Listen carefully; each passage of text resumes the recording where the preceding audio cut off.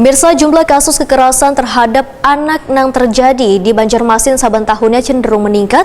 Dari tahun 2019 terjadi 57 kasus, sampai pertengahan bulan Oktober tahun 2021 tercatat sudah ada 73 kasus. Bahkan diperkirakan hingga akhir Desember 2021 nanti, diprediksi kekerasan terhadap anak bisa melebihi angka 77 kasus. Kesadaran warga melaporkan kekerasan terhadap anak atau terus meningkat.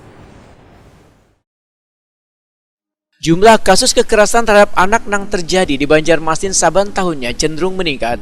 Dari tahun 2019 terjadi 57 kasus, tahun 2020 terjadi sebanyak 77 kasus. Sedangkan sampai pertengahan bulan Oktober tahun 2021 tercatat sudah ada 73 kasus, bahkan diperkirakan hingga akhir Desember 2021 nanti diprediksi kekerasan terhadap anak bisa melebihi angka 77 kasus. Kesadaran warga untuk melaporkan kekerasan terhadap anak atau kekerasan dalam rumah tangga terus meningkat.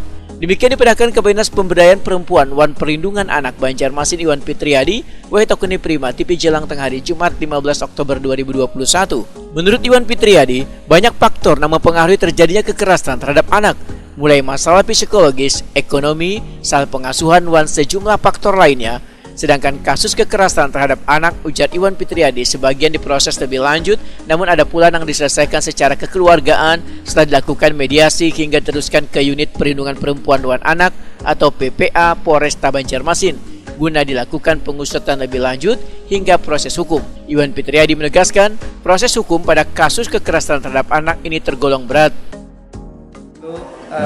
Di seluruh Indonesia, angka kekerasan itu selalu meningkat. Tapi seringkali aku sampaikan, jumlah pengaduan bisa dilihat dari dua sisi tadi. Yang pertama, negatifnya ya tentunya prihatin.